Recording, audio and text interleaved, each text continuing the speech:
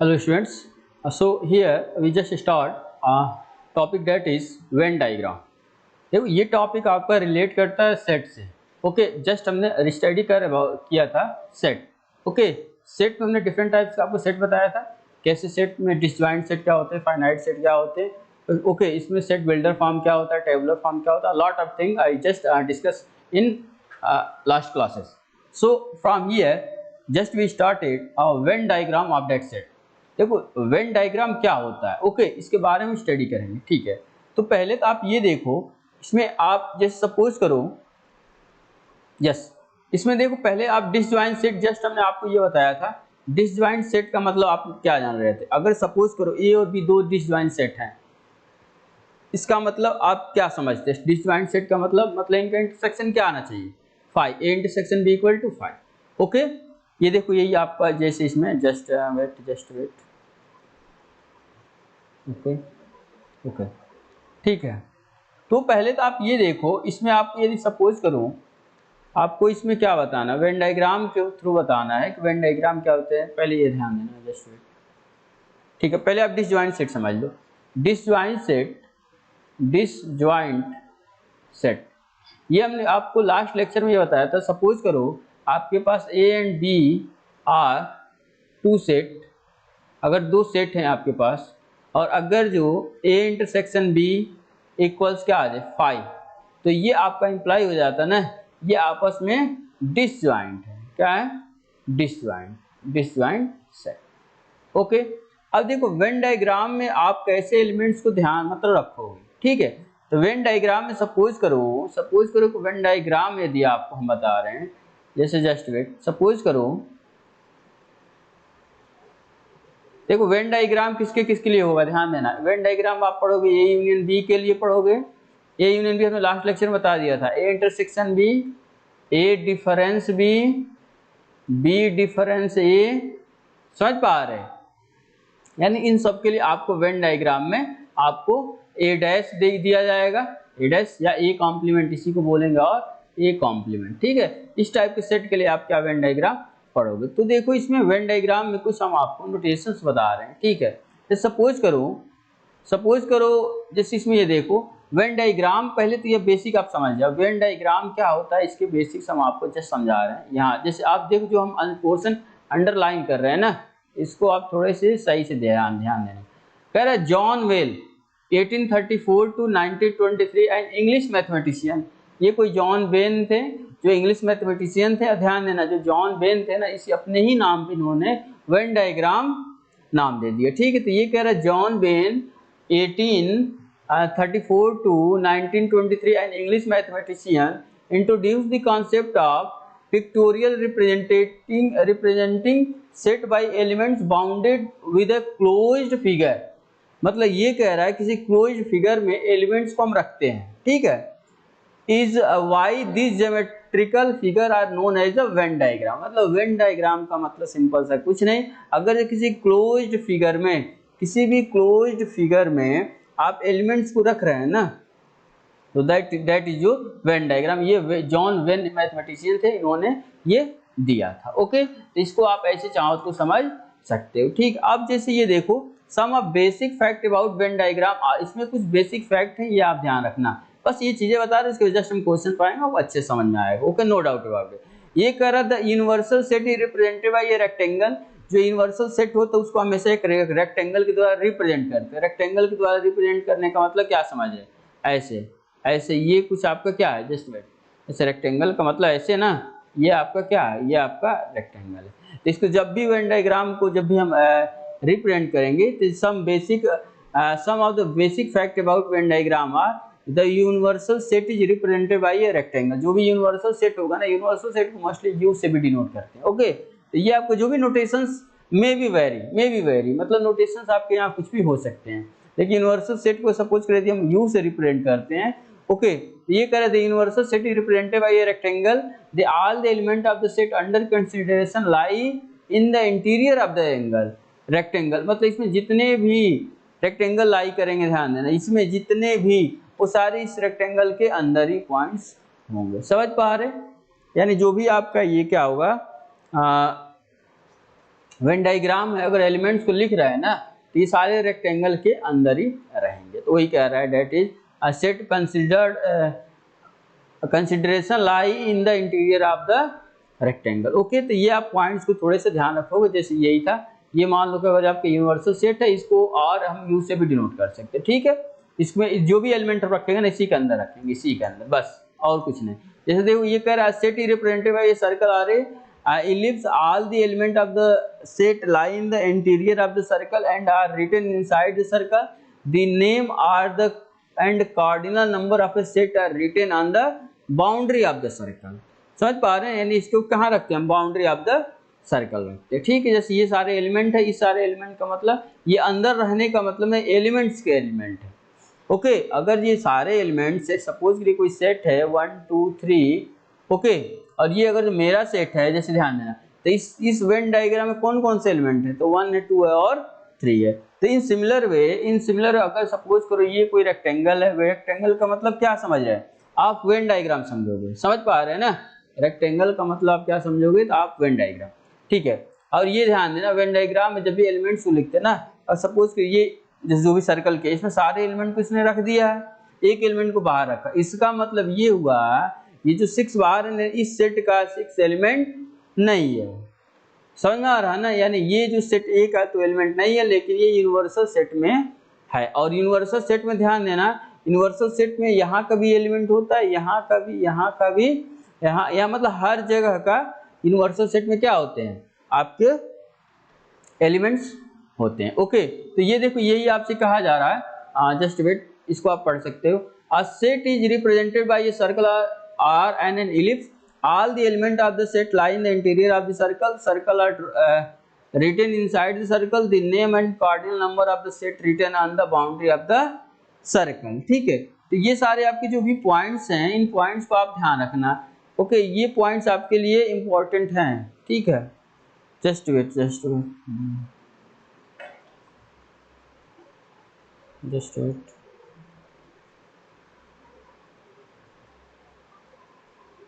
ठीक है।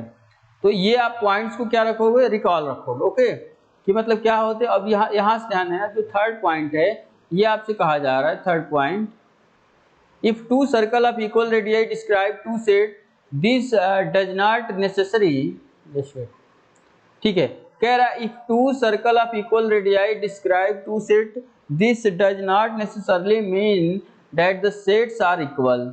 Okay, the boundary of the circle only describes, okay, of the limit of the set, just as curly bracket do the same notation, equal set are represented by the same circle as shown below। okay, ये कह रहा है, ये जो भी आपका notation है ऐसे आप ध्यान से सर्कल को किसी भी आप कभी रखते हैं ना, तो ध्यान रखना उसको हमेशा आपका क्या यूनिवर्सल सेट के अंदर, यूनिवर्सल सेट का मतलब यू, यूनिवर्सल सेट का मतलब यू ना, इसके अंदर जो भी एलिमेंट आप रख रहे हो इसको ऐसे रख के आप, ठीक है। अब ये देखो, to highlight the relation between set और describe the result of an operation on set particular areas are shaded. ये कह रहा है कुछ एरिया को हमने साइडेड किया, इसको आपको ध्यान से जानना होगा। और ये क्या है, ये डिफरेंस बी को ये किया होगा, तो ध्यान देना, ए यूनियन बी का मतलब आप तो ऐसे पढ़े हो ना, ए यूनियन बी का मतलब क्या होता है, या तो एलिमेंट ए में रहे, या तो बी में रहे, और या तो दोनों में रहे। समझ पा रहे हैं ना। जैसे सपोज पहले अगर हम आपको ऐसे बताना चाहें, उसके बाद वेन डायग्राम्स बताते हैं, जैसे ध्यान देना, पहले सपोज कर दिया आपको ए यूनियन बी बताया जाए, ए यूनियन बी, ओके, तो ए यूनियन बी को आप क्या लिख सकते हैं, वो सारे x such that x belongs to A but what x, ध्यान देना, x belongs to A union B है ना, यानी x belongs to A, x such that x belongs to A और x बिलोंग्स टू b। समझ पा रहे हैं, ये आपका ए यूनियन बी का क्या हुआ, ए यूनियन बी का आपका ये डिफिनेशन। सपोज करिए यदि इसी को हम किससे वेन डायग्राम के थ्रू दिखा रहे हैं, वेन डायग्राम में तो पहले हमने आपको क्या कहा था, यूनिवर्सल सेट ऐसे कुछ आएगा, ठीक है। इसमें सपोज करिए यदि हम आपका क्या वेन डायग्राम दिखा रहे हैं, तो सपोज करिए हमने यहाँ 2 रखा, ओके, तो अगर इसमें क्या है, ए यूनियन बी है ना, ए यूनियन बी का मतलब ए में भी एलिमेंट होना चाहिए और बी में भी एलिमेंट होना चाहिए, ओके, ए में और बी में। तो देखो इसमें सपोज करिए आपका ए है और ये आपका बी है, ओके, तो यहाँ से आप ये ध्यान दे सकते हो ए यूनियन बी कहने का मतलब ए में भी हो बी में भी हो, तो इसमें ध्यान देना ए में कौन कौन सा है, ये ध्यान देना ये है और ये भी तो है एलिमेंट ना ए में, यानी ये भी हो गया। अब ध्यान देना हम कह रहे हैं बी वाला भी, तो बी वाला में देखो ध्यान से एलिमेंट कौन कौन से, तो बी वाला में आपका एलिमेंट क्या है, ध्यान देना बी में तो ये तो सही सब है ही है, सब टोटल है सब, जस्ट वेट टोटल है सब। ओके अब बी में ये भी तो है सब ना, ये भी कहाँ कॉमन है, ये भी कॉमन है। ओके ये ध्यान है, यानी आपका होगा ए यूनियन बी का ये जो भी सॉल्यूशन। ठीक है, आप ए यूनियन बी को कैसे वेन डायग्राम में दिखाओगे, आपका होगा ए यूनियन बी। सपोज करो यदि आपसे हम कहते हैं ए इंटरसेक्शन बी दिखाओ, उस केस में आप क्या करते, सपोज करो इस केस में अगर सपोज करो हमने आपको क्या जैसे ए इंटरसेक्शन हमने ए बी बता दिया, वैसे अगर ए इंटरसेक्शन मान लो बी हम करें, उस केस में व्हाट हैपनिंग, उस केस में जस्ट उस केस में व्हाट हैपनिंग। ठीक है, तो ए अगर ए यूनियन बी है तो A intersection B, A intersection B का मतलब समझ पा रहे हैं ना, ए इंटरसेक्शन बी का मतलब ये हुआ जो दोनों में कॉमन हो, यही इसका मतलब यही होता है ना। तो आपको ए इंटरसेक्शन बी बताने हैं। अब जैसे मान लो सपोज करो हमने आपको कोई सेट दिया, ओके इसमें हमने ऐसे मेंशन किया, ध्यान देना ये ओके, तो ये आपका ए आपका है, जैसे मान लो सपोज करो कि ए और बी, ए इंटरसेक्शन बी आपको बताना है ना, जस्ट वेट। ठीक है इसको आप देख सकते हो। ठीक है, ए इंटरसेक्शन बी में पहले तो आपको एलिमेंट्स को डिफाइन करना पड़ेगा कि अगर सपोज करो let A set, let A equal to क्या 1 5 6 okay and 9 okay up to dot dot dot क्या हम दे दें आपसे, जैसे मान लो इतना हम दे दिए ओके। और यदि मान लो हमने आपसे ये कहा b इक्वल टू जैसे मान लो 2 5 9 और 11, हम आपसे कह रहे हैं ए इंटरसेक्शन जो b है ये बताओ, तो ए इंटरसेक्शन b कितना आएगा 5 9 ओके। अब हमने कहा इसी को वेन डायग्राम के थ्रू दिखाओ, तो वेन डायग्राम में पहले तो हमने आपसे यही बताया था, पहले यहाँ एक रेक्टेंगल टाइप का रहता है, जस्ट वेट एक यहाँ क्या रहता है तो रेक्टेंगल टाइप का रहता है ओके, तो ये आपका रेक्टेंगल में आ गया ओके। अब ध्यान देना इसमें आपको एलिमेंट्स कितने रखने हैं 1 5 9 10, चलो तो ये आपका एलिमेंट ये हो गया। ठीक है, इसमें 1 रखना है 5 रखना है 9 एंड देन 10 ओके। सिमिलरली अगर बी कोई आप सेट रख रहे हैं, इसमें रखना है 2 5 9 और 11, ध्यान देना यहाँ भी 2 5 है, यहाँ भी इस केस में क्या है 9 है और इस केस में भी 9 है ओके। इसका मतलब यहाँ भी 9 यहाँ भी 9, इसका मतलब ये आपका जो जस्ट इसको हम यहाँ थोड़ा पहले कर दे रहे हैं, यहाँ 0 और यहाँ क्या 9 ओके। तो इसका मतलब यही हुआ ना, ये जो 9 है ये 9 इसमें भी है एंड ये 9 इसमें भी है ओके, यानी ओवरऑल 9 तो कॉमन मिल रहा है ना। तो ये आप ध्यान देना ये आपका क्या हुआ जस्ट ये जो सेट था 1 हुआ 1 5 और क्या 9, तो यानी 1 5 9 ओके। ये आपका क्या है जैसे देखना जस्ट 1 5 9 कोई सेट ए था ना 1 5 9 और क्या 1 0, चलो 9 1 5 9 और 1 0 ओके। और ये सपोज कर हमने सॉरी जस्ट वेट ये आपका एलिमेंट था, तो इसको सेट में लिखोगे ना, तो ये हमने एक आपके लिए यहाँ सेट बनाया ओके। ये ध्यान देना 1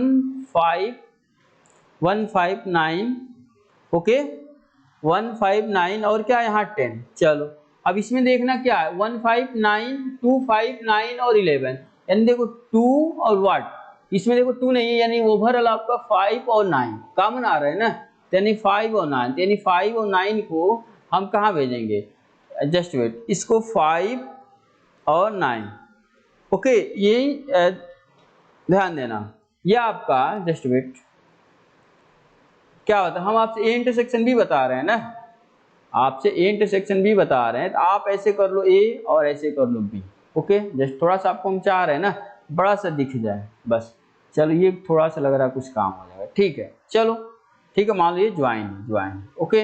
अब देखो इसमें सपोज अगर आपका ए था ये बी था ओके, ये राउंड अप है ना ये आपका यूनिवर्सल सेट होता है ओके। अब देखो ए में कौन कौन सा है 1 5 9 10, तो लिखोगे 1 5 9 और 10 ओके। सिमिलरली बी में है 2 5 9 11, लिखोगे 2 5 9 एंड 11 2 5 9 और 11 ओके। तो ये आप ध्यान देना ये देखो जैसे सेट ए में लिखा सेट बी में, लेकिन आप देख रहे हो कि यहाँ 9 इसमें भी है और 9 इसमें भी है। इसका मतलब 9 9 बोथ में भी कैंसिल, में भी क्या कॉमन। इसको मतलब हम ये लिख सकते हैं, इसको ऐसे ऐसे कुछ लिख सकते हैं।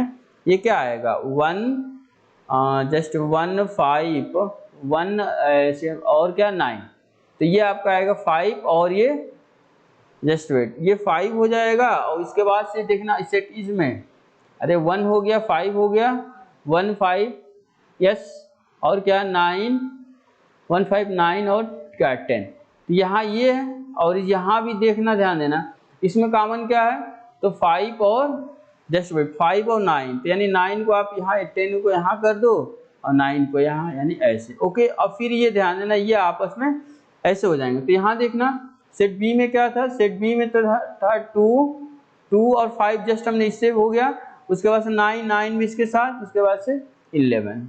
ओके, तो ये आपका क्या होगा फाइनल आंसर होगा। समझ पा रहे हैं, यानी ऐसे आप सेट को वेन डायग्राम में ना एलिमेंट्स को क्या करोगे, आप दिखाओगे कि वेन डायग्राम में एलिमेंट्स कैसे हम दिखाते हैं। ठीक है, ऐसे आप यानी सारे एलिमेंट को दिखा देना। ठीक है, जस्ट हमने आपसे ये बताया था यस। अब जैसे ए यूनियन बी दिखाना था, हमने क्या कहा, सारे कर दो, सबको कलर्ड कर दो, सबको कलर्ड सबको। ओके, इसके बाद से जस्ट हमने क्या कहा था आपसे, जस्ट वेट, अगर आपको सपोज करो ए यूनियन बी हमने आपको बता दिया, ए इंटरसेक्शन बी बताने होते हैं, तो हमने क्या कहा, जो उसमें कॉमन पोर्शन है ना उसको कलर्ड करो, उसके बाहर की चीजें को ना करो। ओके, तो ये ध्यान है ना, ये सपोज करो आपका क्या है, जस्ट वेट। ओके, ये आपका